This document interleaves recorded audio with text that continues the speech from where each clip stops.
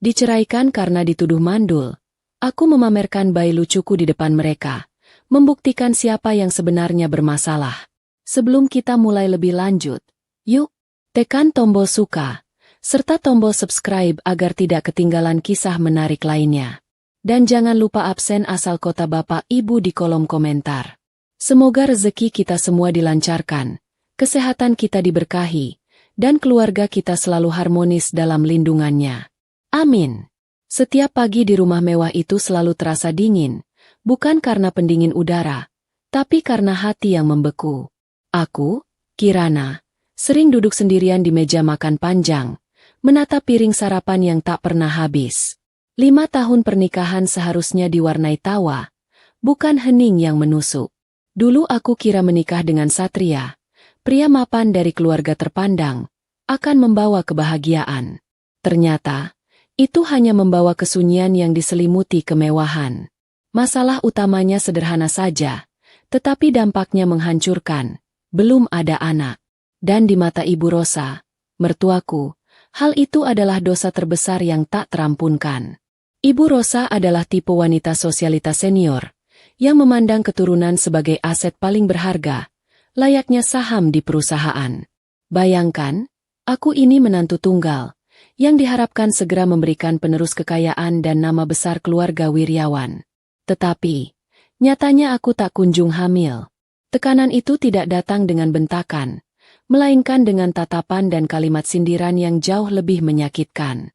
Ibu Rosa memiliki keahlian khusus dalam menyindir, seperti menusuk pelan-pelan dengan jarum tumpul, tidak berdarah, tapi sakitnya lama. Saat makan malam keluarga, suasana akan berubah seperti ruang sidang. Ibu Rosa akan memulai dengan menanyakan kabar perusahaan Satria, lalu dengan santai mengalihkan perhatian padaku. Kirana, kamu sudah coba minum air rebusan daun ini? Tetangga ibu bilang manjur loh. Untuk melancarkan, katanya. Dia akan tersenyum sangat manis, tetapi matanya memancarkan rasa kasihan yang dibuat-buat dan sinis. Aku hanya bisa menunduk, mengaduk-aduk makanan di piring, berpura-pura sangat fokus pada perkedel kentang di hadapanku. Satria, suamiku yang seharusnya menjadi pembelaku, selalu memilih menjadi patung yang diam. Dia akan sibuk memotong dagingnya, atau sesekali berdeham, seolah percakapan ini tidak ada hubungannya dengan dia. Sikap diamnya itu, demi Tuhan, adalah pengkhianatan yang paling pahit. Aku tahu, baginya, menyenangkan ibunya jauh lebih penting daripada melindungi perasaan istrinya. Tahun pertama pernikahan berlalu dengan cepat, dan sindiran itu masih bisa kudengar dengan kuping tebal. Aku mencoba memaklumi, mungkin Ibu Rosa terlalu bersemangat ingin menimang cucu. Tahun kedua, sindiran itu berubah menjadi pertanyaan tajam yang mengarah ke harga diriku sebagai wanita. Perempuan itu kodratnya melahirkan, Kirana. Kalau tidak bisa, ya bagaimana, nak? Kasihan Satria, asetnya terancam tidak punya penerus, kata Ibu Rosa suatu kali di depan banyak kerabat saat arisan. Air mata yang kutahan di kamar mandi setelah itu terasa sangat panas. Aku merasa gagal total. Aku bukannya berdiam diri. Aku berusaha mati-matian, mencoba semua saran dan mitos konyol yang kudengar. Mulai dari jamu pahit yang rasanya seperti cairan lumut, pijat urut tradisional yang membuat punggungku lebam, hingga konsultasi ke dokter kandungan terbaik di kota. Setiap kali aku pulang dari dokter dengan hasil pemeriksaan yang menyatakan rahimku sehat dan subur, selalu ada secercah harapan. Tetapi harapan itu selalu diikuti oleh pertanyaan besar yang menggantung. Jika aku sehat, mengapa aku tak hamil? Aku pernah mencoba berbagi kecurigaanku dengan Satria, memohon dengan lembut agar ia mau ikut periksa kesehatan reproduksi. Suatu malam, saat kami berbaring di kamar yang terlalu besar dan sepi itu, aku berbisik. Mas, aku sudah periksa, hasilnya bagus. Gimana kalau kita coba periksa berdua? Biar tahu kondisi kita secara keseluruhan? Kan kalau ada masalah bisa cepat diatasi. Reaksi Satria saat itu seperti ledakan kecil di tengah malam. Dia langsung bangkit, menatapku dengan mata melotot. Kamu gila, ya? Kamu meragukan kejantananku. Jelas-jelas kamu yang bermasalah. 5 tahun, Ra, dan kamu belum hamil. Dokter manapun bilang kamu sehat. Tapi faktanya apa? Kamu tidak bisa memberiku anak. Jangan cari-cari alasan, Kirana. Dia membentakku dengan suara pelan yang menakutkan. Karena dia takut didengar Ibu Rosa di kamar sebelah. Setelah itu, dia tidur memunggungiku, menciptakan jurang dingin yang tak mungkin ku seberangi. Sejak insiden itu, aku tak pernah berani lagi membahas pemeriksaan dengannya. Aku menelan bulat-bulat semua kecurigaan bahwa mungkin saja, masalahnya bukan padaku. Tetapi siapa yang akan percaya pada menantu perempuan yang dicap mandul, dibandingkan putra tunggal kesayangan keluarga terpandang? Aku tahu, membela Satria adalah prioritas Ibu Rosa, meskipun harus mengorbankan kebenaran. Lagi pula, mana ada pria sukses dan tampan seperti Satria yang bermasalah? Pikir Ibu Rosa. Hubunganku dengan Satria perlahan berubah menjadi hubungan sekamar, bukan hubungan suami istri. Dia semakin sering pulang larut, beralasan sibuk mengurus investasi dan startup miliknya yang konon sedang melesat. Padahal aku tahu, itu hanya alibi untuk menghindari heningnya rumah dan tatapan memelas dariku, atau lebih parah, menghindari permintaan, kewajiban, yang justru bisa membuktikan kecurigaanku. Penderitaanku mencapai puncaknya saat acara ulang tahun pernikahan emas Ibu Rosa dan Bapak Wijaya. Semua kerabat dan kolega terpenting berkumpul. Ibu Rosa naik ke panggung untuk memberikan pidato, dan di tengah pujian tentang keharmonisan keluarga, dia menyempatkan diri melirikku dengan tatapan iba. Kami bahagia, sangat bahagia. Hanya saja, harapan kami untuk menimang cucu belum juga terkabul. Kasihan putra kami, Satria, sudah bekerja keras siang malam, tetapi belum juga ada penerus. Mungkin, memang ada yang salah dari benihnya. Tentu saja, maksud ibu, benih yang dipupuk. Satu kalimat itu, benih yang dipupuk, sudah cukup membuatku lemas. Aku tahu, semua orang di ruangan itu mengerti dia menunjuk padaku, pada ketidakmampuanku. Malam itu, aku merasa seperti kotoran yang menempel di sepatu mereka. Harga diriku diinjak-injak habis-habisan di depan publik. Aku menangis dalam diam sepanjang perjalanan pulang. Satria tetap diam, sibuk dengan ponselnya. Di kamar, aku mencoba bicara dari hati ke hati, tetapi itu hanya sia-sia. Mas, aku tidak kuat lagi, Mas. Mereka menghinaku. Mas, aku dituduh mandul di depan semua orang, kataku lirih. Air mata membanjiri wajahku. Satria hanya menghela napas panjang, meletakkan ponselnya dengan kasar. Ya sudah, mau bagaimana lagi, Ra? Itu fakta, kan? Kita belum punya anak. Ibu cuma mau yang terbaik buatku. Kamu sabar saja. Sabar? Sampai kapan, Mas? Sampai aku mati karena malu. Aku memberanikan diri menaikkan sedikit nada suaraku, menatap matanya yang kosong. Kenapa kamu tidak pernah membelaku? Kenapa kamu tidak mau periksa?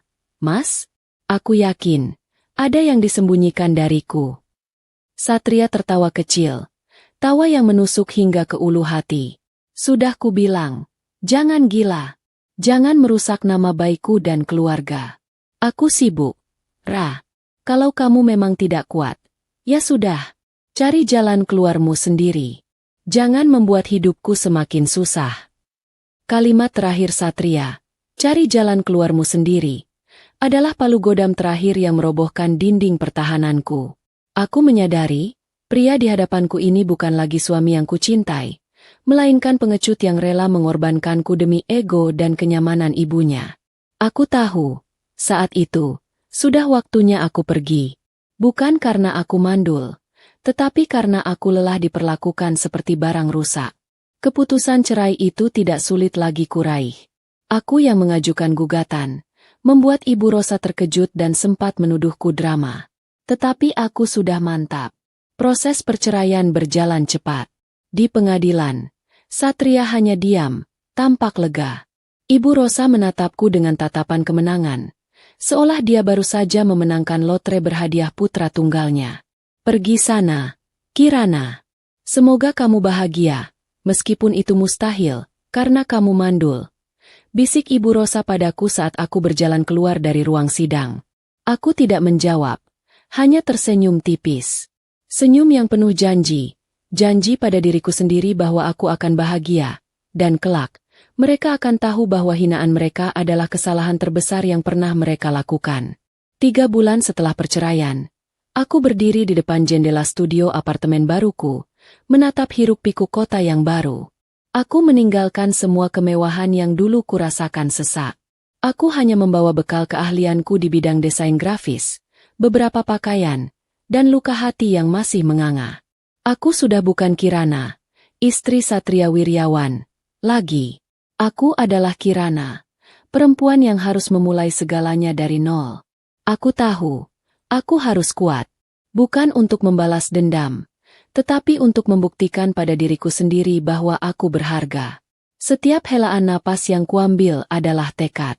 Aku akan menata hidup, fokus bekerja, dan menutup rapat-rapat pintu menuju masa lalu yang penuh air mata dan kehinaan itu. Lucunya, yang paling kurindukan dari rumah mewah itu bukanlah kemewahan, tetapi kucing jalanan yang sering kutemui di luar gerbang. Kucing itu selalu kusapa dan kuberi makan diam-diam, karena Ibu Rosa sangat membenci binatang. Di dunia yang baru ini, setidaknya aku bebas untuk menyapa kucing manapun, tanpa perlu izin dari siapapun. Sebuah kebebasan kecil yang rasanya sangat besar. Aku tahu, aku akan baik-baik saja. Luka itu akan menjadi bekas, menjadi pengingat tentang seberapa kuat aku bertahan. Dan suatu hari, aku akan menatap mereka yang menghinaku, bukan dengan kemarahan, tetapi dengan senyum damai yang mereka takkan pernah bisa miliki. Aroma kopi panas dan debu kota yang bercampur adalah aroma kebebasan baruku. Aku pindah ke Bandung, kota yang selalu punya cerita dan keramaian yang menenangkan. Jauh dari Jakarta, jauh dari Ibu Rosa dan bayangan Satria. Studio apartemenku memang kecil, tetapi terasa hangat dan milikku seutuhnya. Disinilah aku, Kirana, sang desainer grafis freelance yang baru lahir kembali, memulai hidup yang sebenarnya. Aku langsung menenggelamkan diri dalam pekerjaan, membiarkan otakku sibuk merancang logo dan ilustrasi, daripada memikirkan masa lalu yang menyakitkan. Sejak awal, aku memang punya bakat di bidang desain, tetapi selama menikah, semua itu harus kutinggalkan karena Ibu Rosa menganggap pekerjaan seni tidak elegan untuk menantunya. Kini, keahlian yang dulu terpendam itu menjadi penyelamat hidupku, menjadi sumber penghasilan yang membuatku tegak berdiri tanpa perlu bergantung pada nama belakang Wiryawan. Terkadang, di malam hari yang sepi, kesendirian menyerangku dengan ganas. Dulu, meskipun rumah tangga kami dingin, setidaknya ada sosok Satria di kamar, meskipun ia memunggungiku. Sekarang, hanya ada hening. Tetapi, aku segera belajar mengisi hening itu. Aku mulai menekuni hobi lama, membaca buku fiksi tebal dan mencoba resep masakan rumahan baru. Lucunya, aku bahkan lebih sering tersenyum sendiri karena berhasil membuat kue bolu yang mengembang sempurna, daripada saat masih menjadi Nyonya Wiryawan. Kelebihan tinggal di kota baru yang ramai adalah tidak ada yang peduli siapa aku, dan itu terasa melegakan. Tidak ada lagi tatapan menghakimi dari ibu-ibu sosialita atau bisik-bisik dari kerabat yang tahu aib perceraianku. Aku bisa lari pagi di taman tanpa khawatir bertemu kenalan Ibu Rosa. Aku bisa makan di warung pinggir jalan tanpa takut dijepret oleh majalah gaya hidup. Kebebasan itu seperti oksigen baru bagi paru-paru yang sudah lama sesak. Satu-satunya tempat yang selalu menjadi tujuan pelarianku adalah taman kota yang luas, yang dipenuhi pohon tua rindang dan suasana yang tenang. Aku sering membawa buku sketsa ke sana, mencari inspirasi dari wajah-wajah orang yang berlalu lalang atau dari anak-anak yang tertawa saat bermain gelembung sabun. Aku berusaha keras agar mood desainku tetap cerah, tidak kelam seperti isi hatiku. Suatu sore, ketika aku sedang asyik menggambar pola daun di buku sketsa, konsentrasiku buyar karena ulah seekor anjing kecil yang nakal. Anjing itu berlari kencang, membawa kabur dompet kecilku yang kuletakkan di bangku samping. Aku kaget setengah mati. Panik karena di dalamnya ada kartu ATM dan kunci apartemen. "Hei, balikin!" teriakku. Tetapi anjing itu semakin cepat berlari ke arah sekelompok pohon. Tiba-tiba, Seorang pria tinggi dengan jaket denim yang lusuh tapi keren, muncul dan berhasil mencegat anjing nakal itu. Dia berjongkok, dengan tenang mengambil dompetku dari mulut si anjing, lalu tersenyum tipis ke arahku. Maaf, dia memang jahil. Ini dompetmu, kan? Katanya sambil menyerahkan dompet itu. Aku masih terengah-engah karena berlari, tetapi rasa lega langsung menguasai. Ya Tuhan, terima kasih banyak. Aku panik sekali, kataku sambil mengatur napas. Pria itu hanya tertawa kecil. Tawanya terdengar tulus dan renyah. Sangat berbeda dengan tawa satria yang selalu dibuat-buat atau sinis. Sama-sama. Namaku Arya. Dia si Rocky, anjing penyelamat nyasar. Candanya. Arya, arsitek muda yang berwibawa, namun memiliki aura santai seperti pelukis jalanan. Rambutnya sedikit gondrong, disisir ke belakang, dan sorot matanya tajam tetapi menenangkan. Aku memperhatikan tangannya, tangan yang kuat dan besar, tetapi tampak lembut saat mengelus kepala Rocky. Dia mengenakan sepatu bot tua yang berlumuran cat, seolah baru pulang dari lokasi proyek. Kami pun mengobrol singkat. Ternyata, dia sedang mengerjakan proyek perancangan ulang taman di dekat situ. Sepertinya kamu sedang sibuk menggambar hal-hal serius, ya? Tanya Arya, melirik buku sketsaku. Aku menjelaskan bahwa aku seorang desainer grafis. Dia sangat antusias. Bahkan kami sempat berdiskusi sebentar tentang komposisi warna untuk desainnya yang terinspirasi dari suasana taman. Obrolan kami mengalir begitu saja, tanpa paksaan, tanpa perlu basa-basi tentang latar belakang keluarga atau kesuksesan finansial. Sejak pertemuan absurd dengan anjing pencuri dompet itu, aku dan Arya semakin sering berpapasan di taman. Kadang saat dia sedang mengamati detail bangunan tua, kadang saat aku sedang mencari ide di bawah pohon beringin. Kami sering menghabiskan waktu bersama, bukan sebagai pasangan, tetapi sebagai dua orang dewasa yang menemukan kenyamanan dalam kesamaan selera dan kejujuran dalam berbicara. Arya adalah pendengar yang luar biasa. Dia tidak pernah memotong pembicaraanku, dan dia selalu memberikan tanggapan yang bijaksana. Di hadapannya, aku merasa bisa menjadi diriku sendiri, Kirana yang suka bercanda, bukan menantu kaku yang harus menjaga citra keluarga besar. Lucunya, aku pernah menceritakan kecerobohanku saat gagal membuat kue bolu gosong hingga alarm kebakaran berbunyi di apartemen, dan dia tertawa terbahak-bahak, bukannya menghakimi. Humor. Tawa renyahnya itu membuatku merasa ringan, seolah beban di punggungku terangkat sedikit demi sedikit. Perlahan, aku mulai menceritakan masa laluku padanya. Tentu saja, aku tidak bisa langsung blak-blakan tentang cercaan Ibu Rosa atau kecurigaanku pada Satria.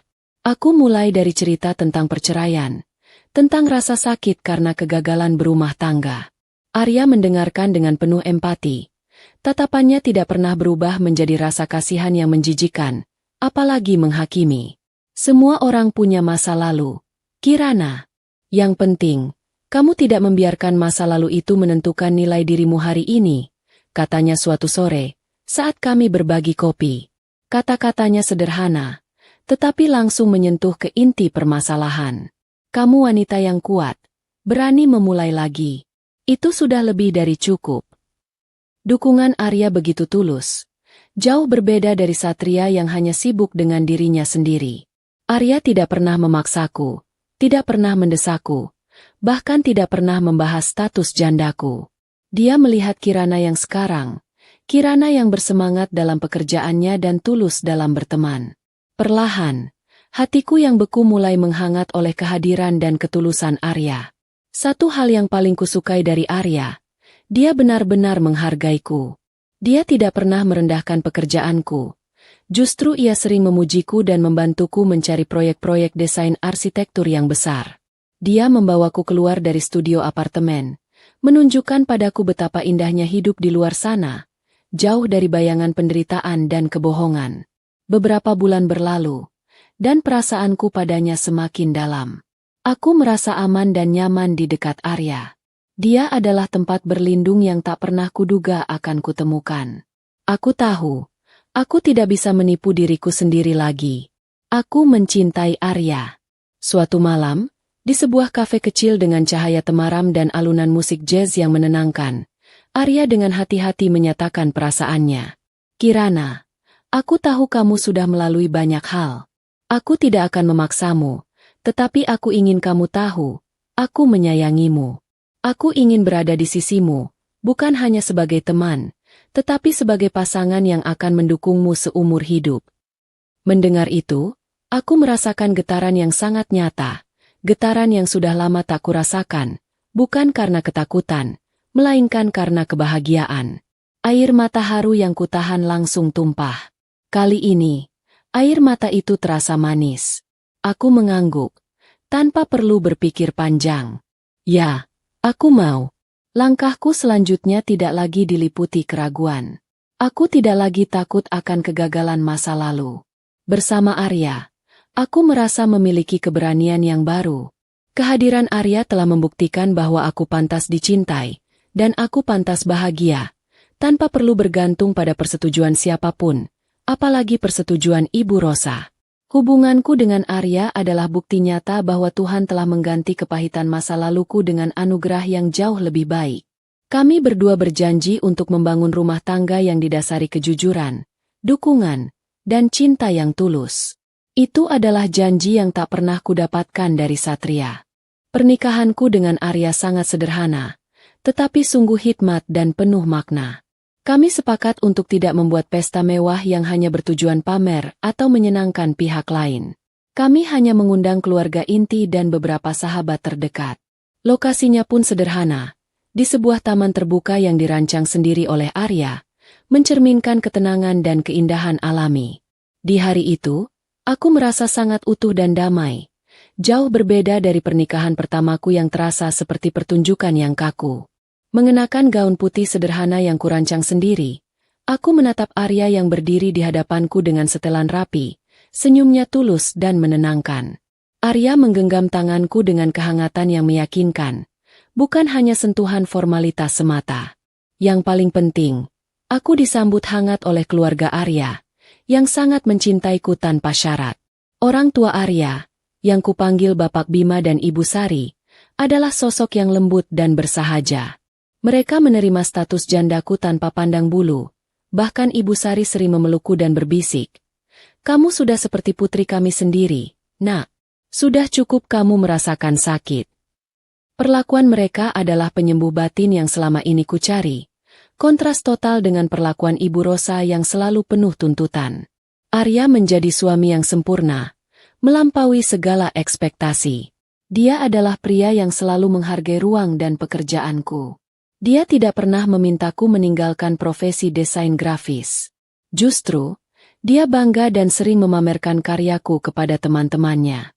Kami sering berbagi ide tentang proyek desainnya, dan dia selalu mendengarkan pendapatku dengan serius. Rumah yang kami tempati adalah townhouse kecil yang nyaman, didesain dengan sentuhan artistik khas Arya. Setiap sudut rumah terasa hidup dan penuh cerita.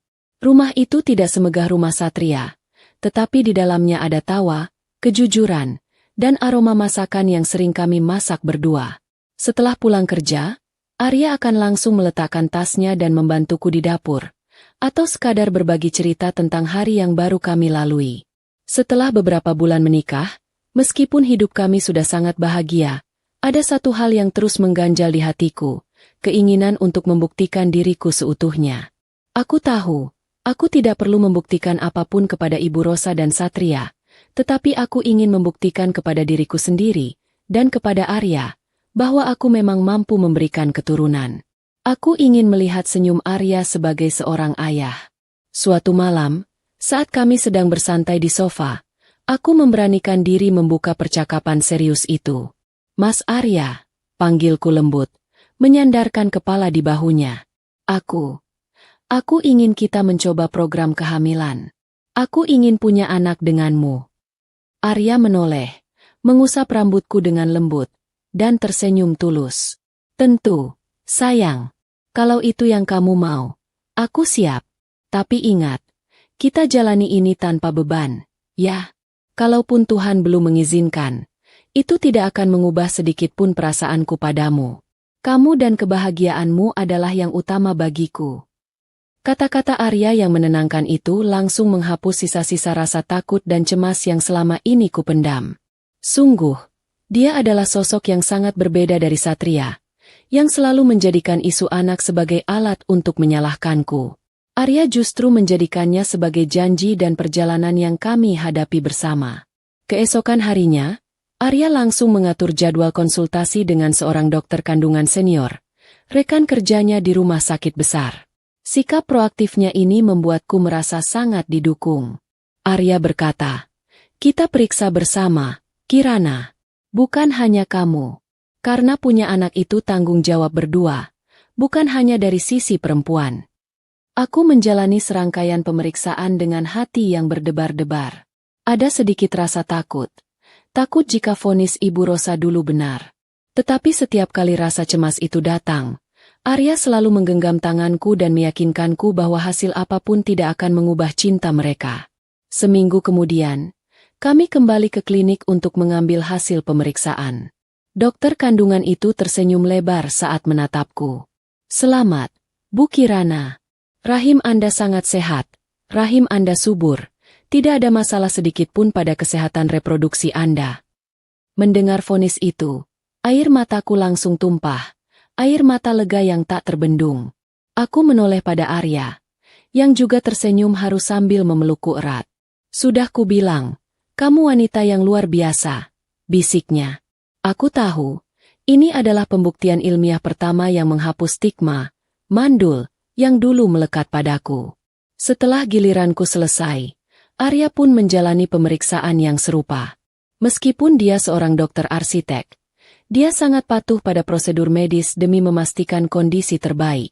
Hasilnya pun keluar, dan dokter menyatakan bahwa Arya dalam kondisi prima, sangat sehat, dan subur. Fakta ini, meskipun kami tidak membahasnya secara mendalam, secara jelas mengonfirmasi kecurigaan lamaku pada Satria. Aku tahu, dengan hasil ini, aku sepenuhnya bebas dari segala tuduhan. Namun, aku memilih tidak memikirkan masa lalu itu lagi. Yang terpenting, masa depanku bersama Arya kini terbuka lebar, penuh harapan dan kemungkinan. Sejak saat itu, kami berdua menjalani program kehamilan dengan santai, tanpa tekanan, tetapi penuh optimisme. Kami menikmati prosesnya, tanpa harus merasa terbebani target bulanan. Kami percaya, jika waktunya sudah tepat dan takdir berpihak pada kami, anugerah itu pasti akan datang. Aku sudah tidak perlu membuktikan apa-apa kepada dunia, kecuali kepada diriku sendiri. Hidup terasa indah. Aku memiliki suami yang mencintaiku apa adanya, pekerjaan yang kunikmati, dan keluarga mertua yang sangat mendukung. Aku sering duduk di taman kecil kami, menikmati secangkir teh hangat, dan tersenyum sendiri. Karma memang nyata, tetapi bukan dalam bentuk pembalasan dendam yang kotor, melainkan dalam bentuk kebahagiaan yang tulus dan murni. Anugerah itu datang tanpa perlu kami tunggu dengan cemas, melainkan dengan kejutan yang manis. Hanya berselang 2 bulan setelah pemeriksaan kesuburan, tubuhku mulai menunjukkan sinyal aneh. Aku sering merasa mual di pagi hari, indera penciumanku menjadi sangat sensitif, dan siklus bulanan yang biasanya teratur tiba-tiba absen. Aku merasakan debaran hebat di dada, campuran antara harapan yang membuncah dan ketakutan masa lalu. Pagi itu, sebelum Arya berangkat bekerja, aku diam-diam mengambil alat tes kehamilan. Aku melakukannya di kamar mandi yang sunyi. Jantungku berdegup kencang seperti genderang perang. Aku menunggu hasilnya dengan mata terpejam, takut membuka mata dan menghadapi kekecewaan lagi. Tapi, kali ini berbeda. Ketika ku buka mata, 2 garis merah muda muncul dengan sangat jelas. Aku langsung terduduk lemas di lantai, bukan karena sedih, melainkan karena rasa syukur yang meluap-luap. Air mataku tumpah lagi. Kali ini air mata kebahagiaan sejati. Aku hamil. Aku, yang dicap mandul, kini membawa kehidupan. Aku segera keluar dan menunjukkan alat kecil itu pada Arya, yang sedang memasang dasi di depan cermin. Wajah Arya langsung berubah, dari ekspresi fokus menjadi keterkejutan yang tulus, dan detik berikutnya, senyum lebarnya terkembang sempurna. Dia langsung memelukku erat, mengangkatku dan memutarku dengan gembira. "Sayang, Ya Tuhan, kita akan punya bayi. Kita akan punya bayi. Serunya, suaranya dipenuhi rasa haru. Dasi yang ia kenakan sudah miring, dan dia sama sekali tidak peduli. Sejak saat itu, Arya berubah menjadi suami yang sangat protektif, bahkan mungkin berlebihan. Sebagai arsitek yang sering berhubungan dengan pekerjaan fisik, dia tiba-tiba menjadi sangat peduli pada detail nutrisi dan jadwal istirahatku. Dia akan membatalkan janji temu pentingnya di lokasi proyek hanya demi menemaniku check-up rutin. Dia selalu mengingatkanku untuk tidak mengangkat barang berat, meskipun itu hanya sekantong kecil belanjaan. Perhatiannya membuatku merasa sangat dicintai dan dihargai.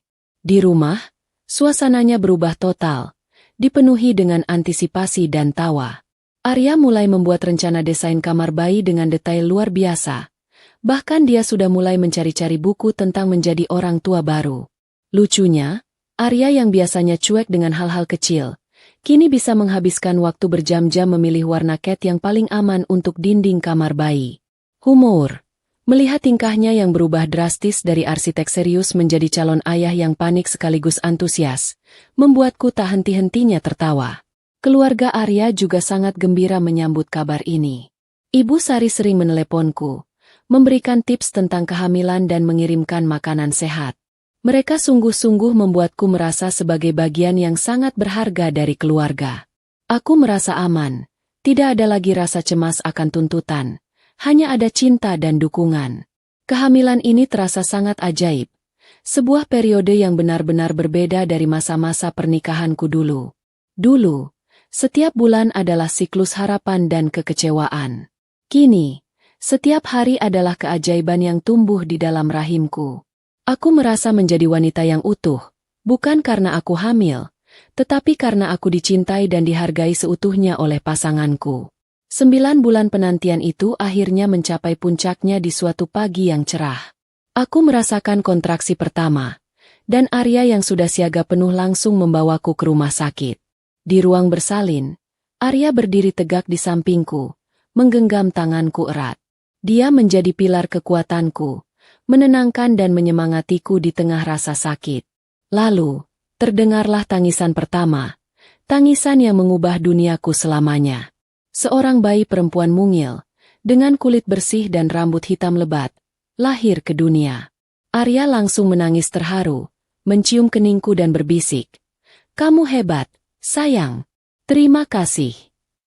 Saat perawat meletakkan bayi itu di dadaku, aku merasakan luapan cinta yang tak terhingga. Sentuhan kulitnya yang lembut, aroma bayi yang khas, dan tatapan sayu matanya yang mencari perlindungan. Semua luka, semua hinaan masa lalu, seolah terhapus oleh kehadiran malaikat kecil ini. Inilah buah cintaku dengan Arya, permata yang selama ini kurindukan. Kami sepakat menamai putri kami Lili Kirania, yang berarti bunga lili yang membawa cahaya. Kehadiran Lili tidak hanya membawa kebahagiaan, tetapi juga kedamaian yang mendalam. Aku tahu, dengan adanya Lili, aku sudah memenangkan pertempuran terbesar dalam hidupku. Hari-hari pertamaku sebagai ibu memang melelahkan, tetapi setiap lelah itu terasa manis.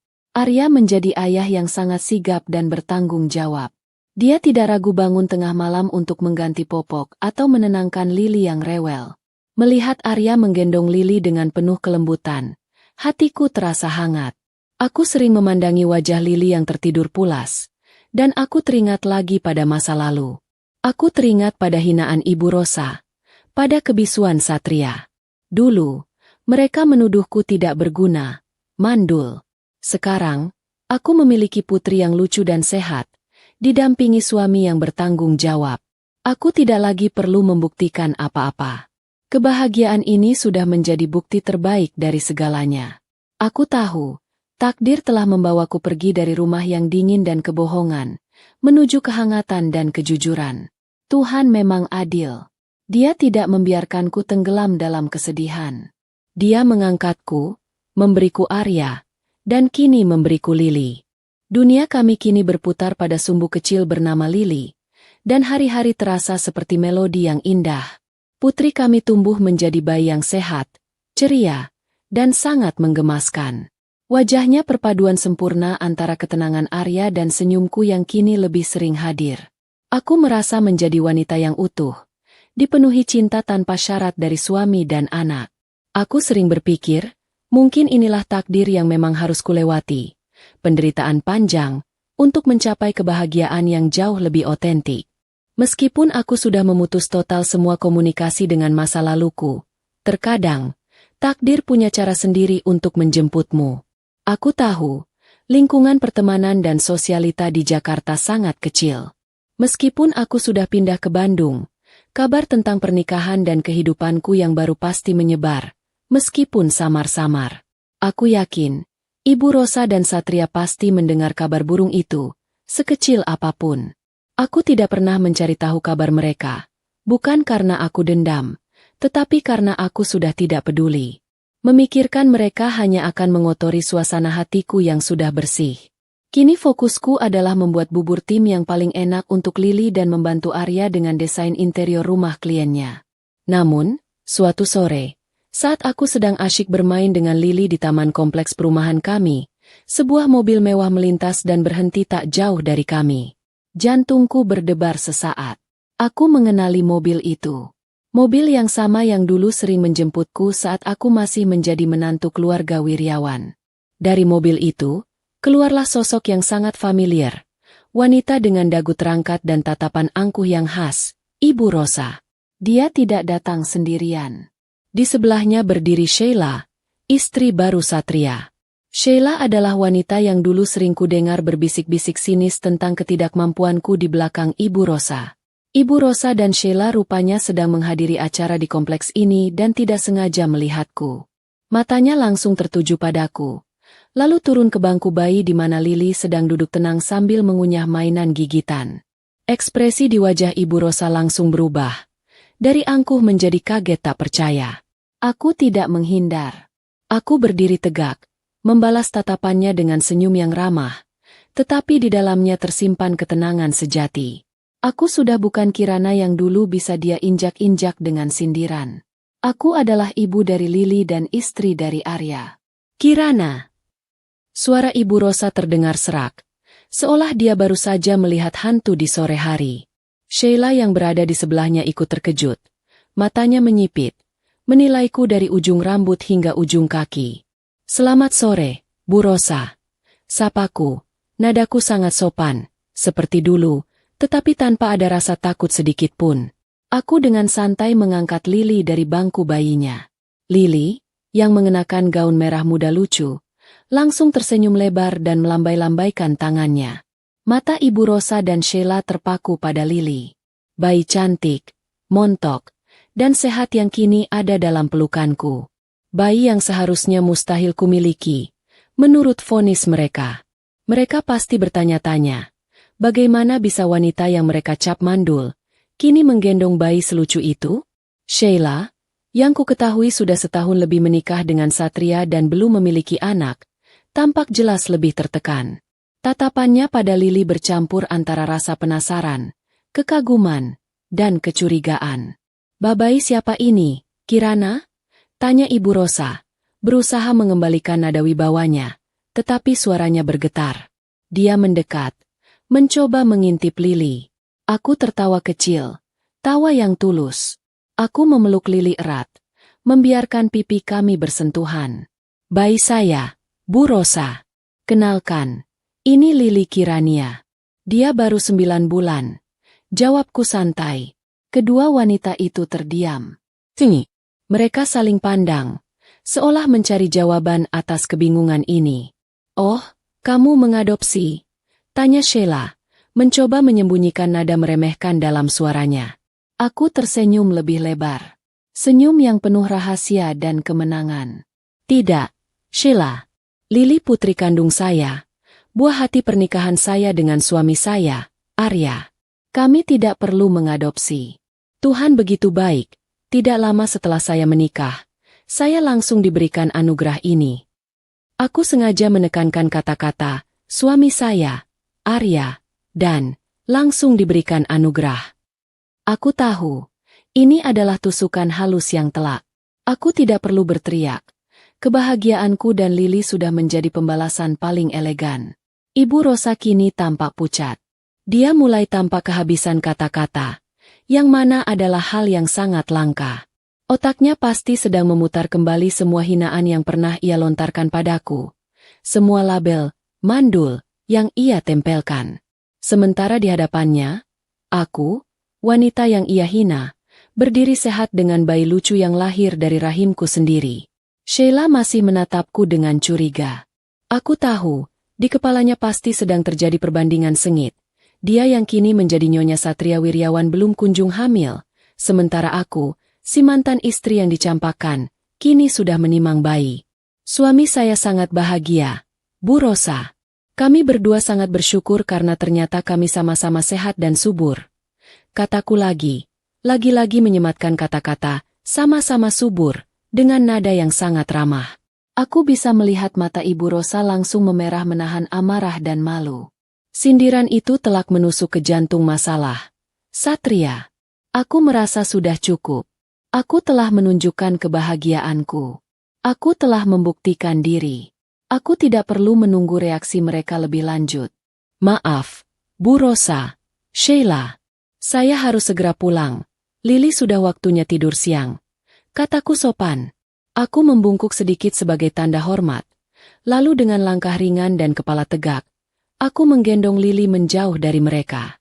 Aku tidak menoleh ke belakang, tetapi aku bisa merasakan tatapan mereka yang penuh kecurigaan, kebingungan, dan kepahitan, tertuju pada punggungku. Aku tahu, pertemuan singkat itu telah menabur benih keraguan yang sangat besar di antara mereka. Aku sudah bebas, dan kini, saatnya mereka menghadapi bayangan masa lalu yang kelam.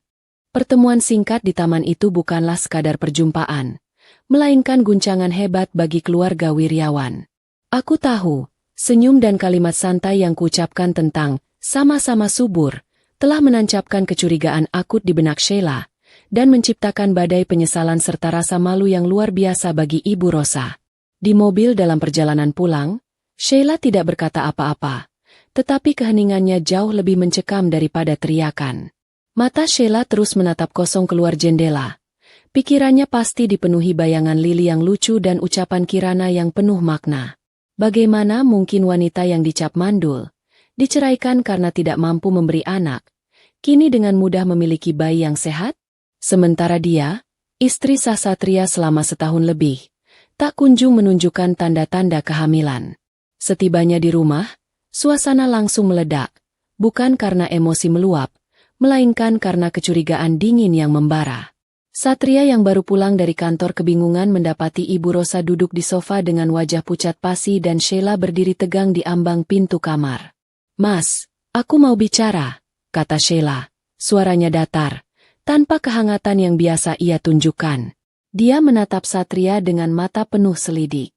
Satria, yang selalu menghindar dari masalah, langsung merasa tidak nyaman. "Kenapa? Kamu kenapa, Sheila? Kenapa tegang sekali?" tanya Satria, mencoba bersikap santai. "Aku ketemu Kirana," jawab Sheila singkat, membuat Satria terhenyak. Nama itu sudah cukup. Dia ada di Bandung, di sebuah taman. Dan dia menggendong bayi. Satria langsung pucat. Reaksi yang tidak bisa disembunyikannya. Bayi apa? Ya mungkin bayi teman atau kerabatnya. Dia kan sudah tidak ada urusan dengan kita. Kenapa kamu jadi begini? Satria berusaha mengalihkan pembicaraan, tetapi ia gagal total. Itu bayi kandungnya, Mas. Putrinya, Lily. 9 bulan usianya. Potong Sheila cepat.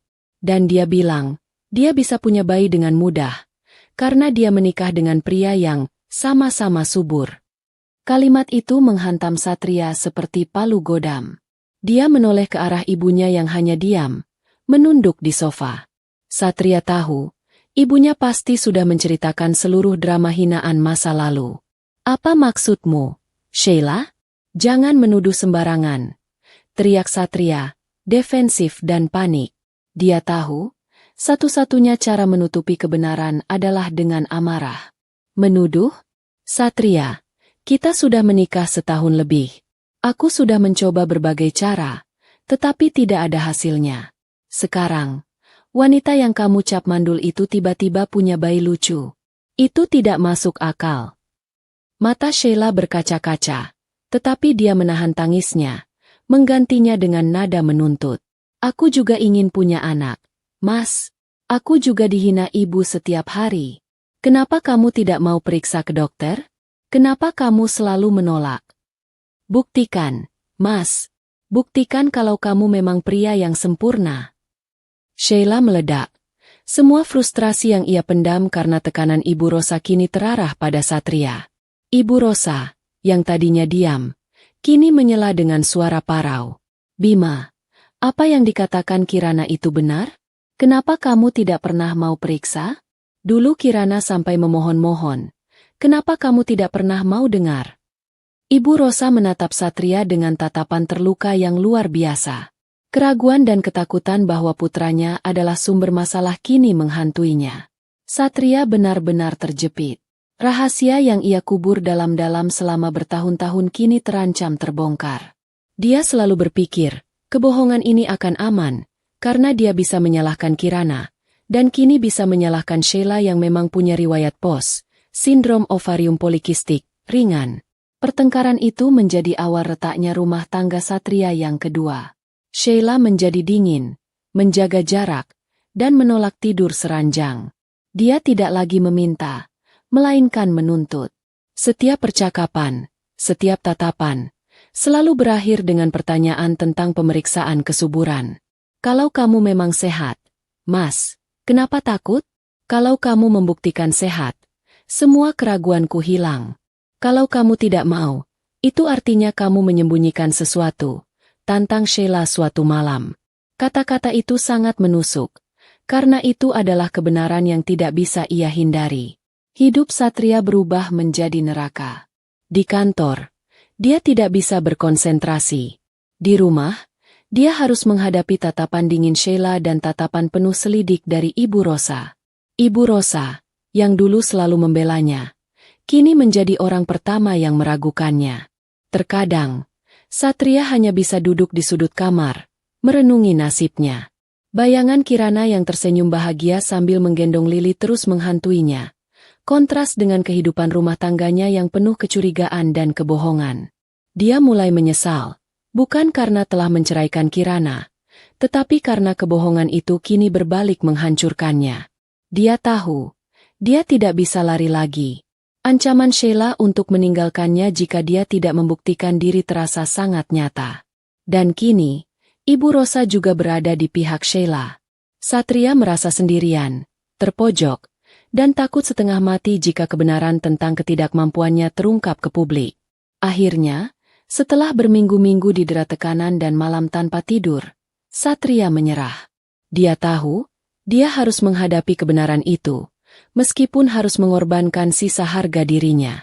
Dia harus membuktikan kepada Sheila dan ibunya bahwa dia adalah pria normal, atau setidaknya, berpura-pura normal sambil berharap keajaiban.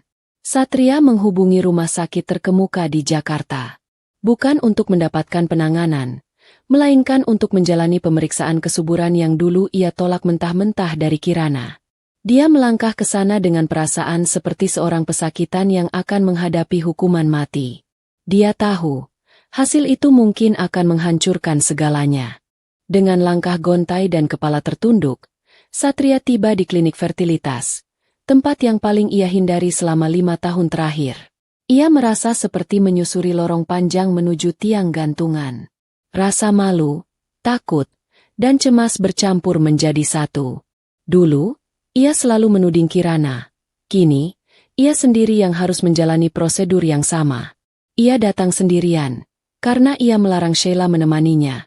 Takut tatapan mata Sheila akan memperparah rasa malunya. Proses pengambilan sampel terasa begitu memalukan dan mengganggu harga dirinya sebagai seorang pria mapan. Satria, yang terbiasa memberi perintah dan memegang kendali di kantor, kini harus mengikuti instruksi perawat dengan perasaan tertekan. Di benaknya terus terngiang tawa Kirana dan senyum Lili yang seolah mengejek semua keangkuhannya. 2 minggu berlalu, terasa seperti 2 tahun dalam hidup Satria. Ia menjalani hari-hari dengan kecemasan tingkat tinggi. Ia tidak bisa tidur nyenyak. Pekerjaannya berantakan. Ia terus berharap, entah bagaimana caranya, keajaiban akan terjadi dan hasil tesnya akan sempurna. Ia bahkan sudah menyiapkan skenario pembelaan di hadapan Sheila, mengatakan betapa tidak adilnya tuduhan mereka selama ini. Pada hari yang ditentukan, Satria kembali ke klinik untuk mengambil hasil tes. Ia duduk di ruang tunggu. Jantungnya berdebar kencang hingga ia merasa bisa mendengarnya di telinga sendiri. Ia meraih map coklat dari perawat dengan tangan gemetar. Ia tidak berani membukanya di sana, memilih untuk membawanya pulang, menghadapi vonisnya di tempat yang lebih privat. Setibanya di rumah, suasana sudah menanti dengan tegang. Ibu Rosa dan Sheila sudah berkumpul di ruang tamu, menatap Satria dengan pandangan penuh harap dan cemas. Mereka melihat wajah Satria yang pucat dan map coklat di tangannya, yang seolah membawa beban ribuan ton. "Bagaimana, Mas? Apa kata dokter?" tanya Sheila, tidak sabar. Satria hanya duduk diam di sofa. Tangannya mencengkeram map itu erat-erat. "Aku lelah. Aku mau istirahat dulu," elak Satria, berusaha menunda momen yang ia takuti. "Tidak, Mas. Kami sudah menunggu terlalu lama. Buka map itu sekarang," desak Sheila. Nadanya kini tegas dan menuntut. Ibu Rosa mengangguk setuju. Tatapannya mendesak. Dengan napas berat, Satria akhirnya menyerah. Ia membuka map itu perlahan. Matanya menyapu deretan istilah medis yang rumit hingga mencapai kesimpulan di bagian bawah. Tubuhnya langsung lemas, seolah semua tulangnya menghilang. Sheila yang tidak sabar merebut lembaran kertas itu dari tangan Satria. Matanya mulai menyusuri barisan kata, dan akhirnya, ia membaca kalimat yang menghancurkan semua harapannya. Oligosperma parah. Sheila membaca istilah itu dengan suara bergetar. Dia tidak paham istilah medis, tetapi dia paham kesimpulan di bawahnya. Jumlah sel sperma sangat sedikit dan tidak bergerak. Sangat sulit, bahkan hampir mustahil, untuk memiliki keturunan secara alami. Ruangan itu langsung hening, keheningan yang memekakan telinga. Satria menunduk, menangis tanpa suara. Air mata penyesalan dan malu membasahi celana mahalnya. Ia sudah tidak bisa bersembunyi lagi. Sheila menatap kertas itu lagi, lalu menatap Satria, kemudian Ibu Rosa. Wajahnya berubah dari pucat menjadi merah padam karena marah yang luar biasa.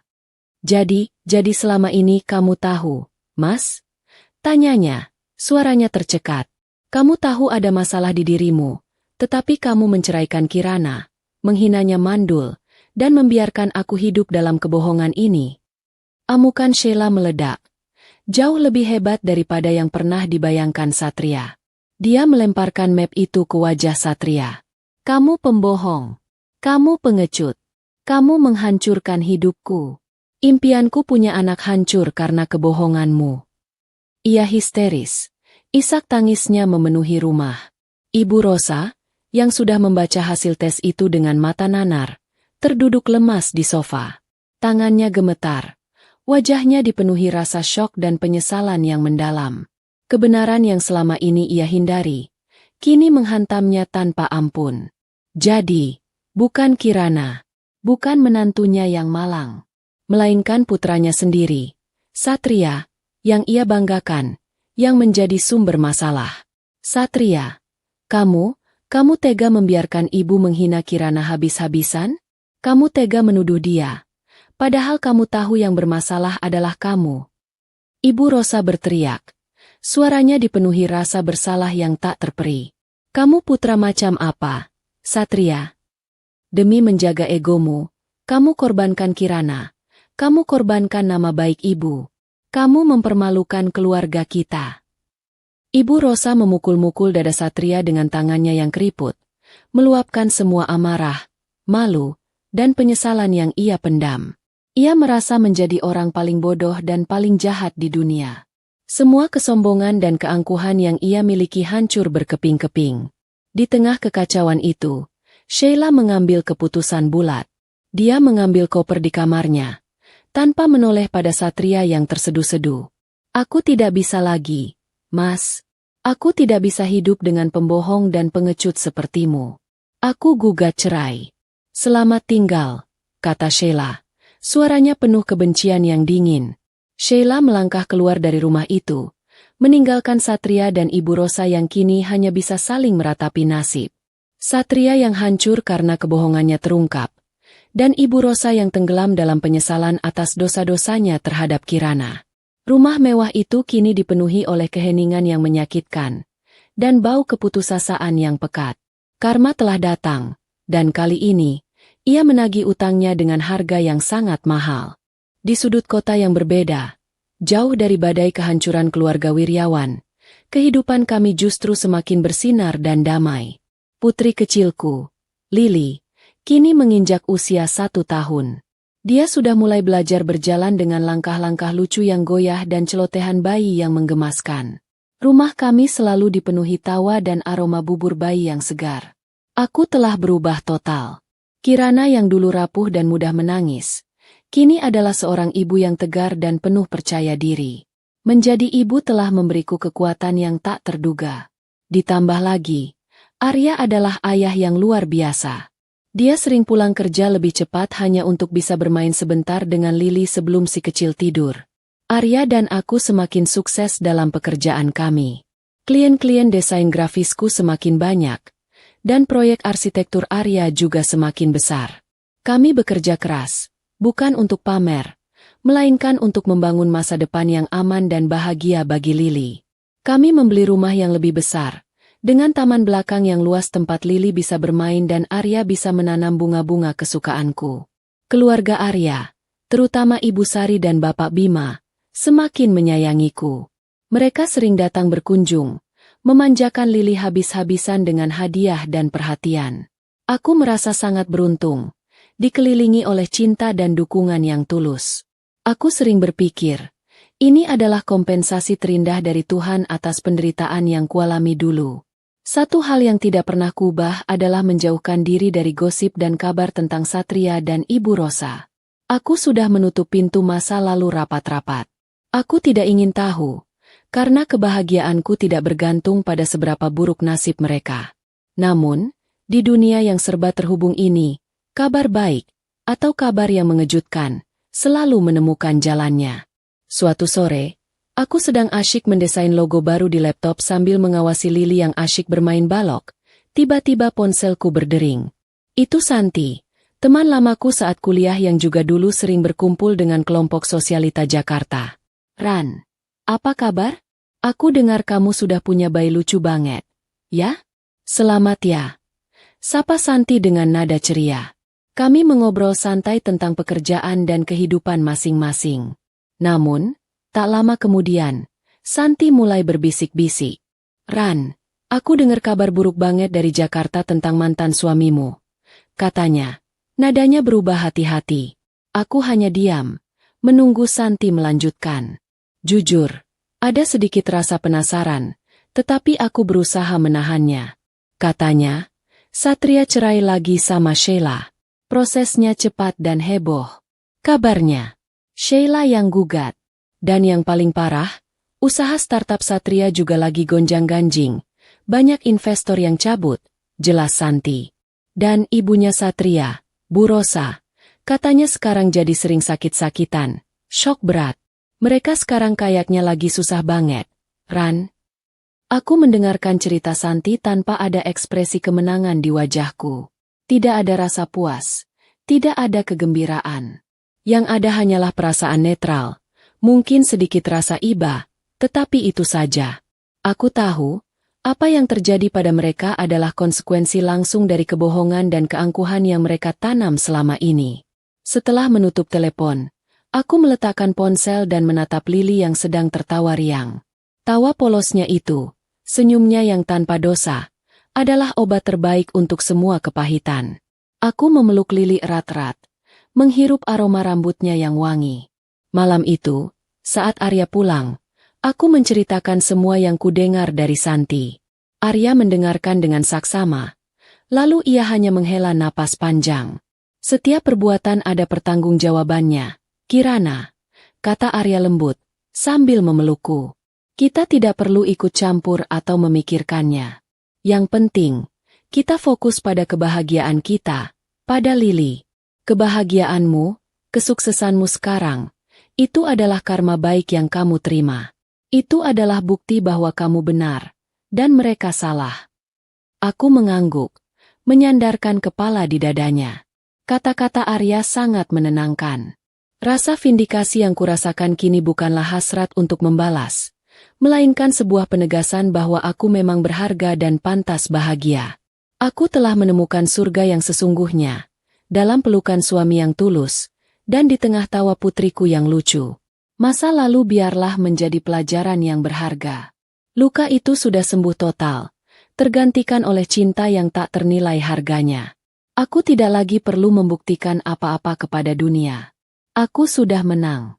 Sementara Kirana dan Arya menikmati kebahagiaan yang melimpah, kehidupan Satria dan Ibu Rosa justru semakin tenggelam dalam kegelapan. Keputusan Sheila untuk menggugat cerai Satria benar-benar menjadi pukulan telak yang tidak terpulihkan. Proses perceraian berjalan cepat dan menjadi buah bibir di kalangan elit Jakarta. Semua orang mulai bertanya-tanya, mengapa Satria, si putra mahkota yang dielu-elukan, diceraikan 2 kali berturut-turut? Kepergian Sheila meninggalkan luka yang dalam, tetapi juga membuka kotak Pandora yang berisi semua kebohongan Satria. Sheila, yang ingin pembalasan terakhir, menyebarkan isu secara halus kepada teman-teman sosialitanya bahwa perceraian itu disebabkan oleh masalah kesuburan Satria. Meskipun ia tidak menyebut hasil tes oligosperma parah secara langsung, rumor itu cukup kuat untuk menghancurkan citra sempurna Satria. Satria benar-benar kehilangan pegangan hidup. Harga dirinya hancur, bukan hanya karena diceraikan 2 kali, tetapi karena ia tahu seluruh kehancuran ini bermula dari kebohongan dan ketakutannya untuk mengakui kelemahan diri. Ia menjadi antisosial, sering mengurung diri di kamar yang kini terasa terlalu besar dan dingin. Ia menolak makan, menolak bicara, dan pekerjaannya di perusahaan startup miliknya pun berantakan total. Bisnis Satria yang sedang gonjang-ganjing akhirnya runtuh. Investor-investor penting yang dulu sangat percaya padanya, kini mundur satu persatu, takut terlibat dalam masalah pribadi Satria yang dinilai tidak profesional dan tidak stabil. Satria dipecat dari jabatan CEO perusahaannya sendiri. Pria yang dulu gagah dan penuh percaya diri itu, kini berubah menjadi bayangan dirinya yang kurus, mata cekung, dan rambut acak-acakan. Ibu Rosa juga mengalami penderitaan yang luar biasa, penderitaan yang ia ciptakan sendiri. Setelah tahu kebenaran bahwa Satrialah yang bermasalah, bukan Kirana, Ibu Rosa dihantam rasa bersalah yang tak tertanggungkan. Rasa malu di mata publik, ditambah dengan kegagalan Satria yang beruntun, membuat kesehatannya menurun drastis. Ia sering sakit-sakitan dan sering menangis, meratapi nasibnya yang tidak punya cucu, dan lebih parah, meratapi dosa-dosanya pada Kirana. Rumah mewah itu, yang dulu menjadi simbol kesombongan mereka, kini terasa seperti penjara. Hanya ada Satria yang depresi di kamarnya dan Ibu Rosa yang terjebak dalam lingkaran penyesalan. Mereka berdua tinggal di bawah atap yang sama, tetapi terpisah oleh dinding kebohongan dan kepahitan. Suatu malam, Ibu Rosa memberanikan diri masuk ke kamar Satria yang gelap dan berantakan. Ia menemukan putranya duduk di lantai, menatap kosong ke dinding.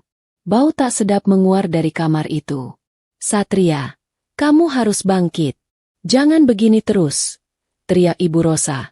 Suaranya kini dipenuhi keputusasaan, bukan amarah seperti dulu. Satria menoleh. Matanya nanar. "Untuk apa, Bu? Semuanya sudah hancur. Aku gagal. Aku pembawa sial. Aku yang menghancurkan semua."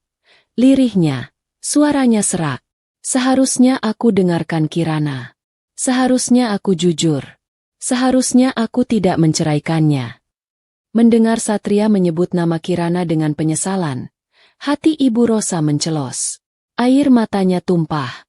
"Iya, kamu benar, Satria. Ini semua karena kita. Karena keangkuhan kita. Ibu yang paling bersalah. Ibu yang paling jahat sama Kirana."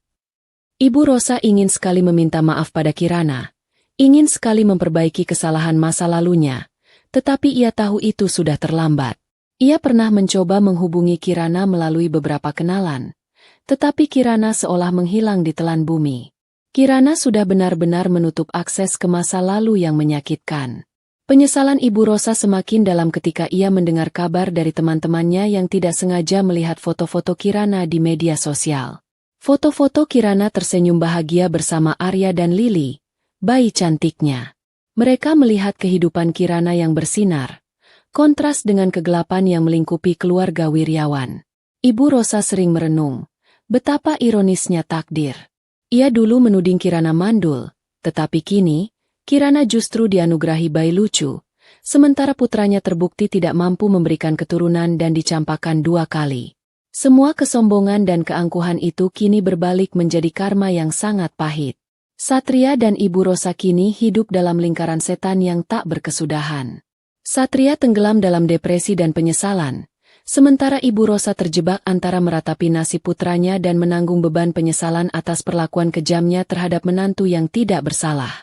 Mereka menuai hasil dari benih yang telah mereka tabur selama bertahun-tahun. Kehancuran ini adalah akhir pahit dari sebuah ego yang terlalu tinggi. Waktu tidak hanya menyembuhkan luka, tetapi juga menumbuhkan kebahagiaan yang berlipat ganda. 3 tahun telah berlalu sejak pertemuan singkat yang mengguncang Ibu Rosa dan Sheila. Lily, putri kecilku, kini sudah menjadi balita yang cerdas dan lincah, dengan celotehan yang tak pernah habis. Ia adalah pusat semesta kami, sumber tawa dan semangat yang tak pernah padam. Aku dan Arya menjalani kehidupan yang penuh syukur dan cinta. Kami tidak pernah berhenti saling mendukung dalam pekerjaan dan dalam membesarkan Lily. Aku telah menemukan kesuksesan sejati, bukan dalam gelar atau harta, tetapi dalam ketenangan jiwa dan kehangatan keluarga.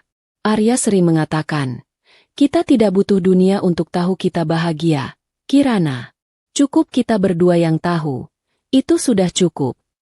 Namun, suatu sore yang mendung, takdir kembali mengatur skenario untuk sebuah perjumpaan terakhir. Kami sedang berada di Jakarta untuk menghadiri pameran desain arsitektur besar. Lily kugendong dengan nyaman di baby carrier, sementara Arya sibuk menjelaskan detail desainnya kepada seorang klien di sudut ruangan. Saat aku sedang mengamati sebuah miniatur gedung, mataku tanpa sengaja menangkap sosok yang berdiri agak jauh, di dekat pintu keluar. Itu Satria. Aku hampir tidak mengenalinya.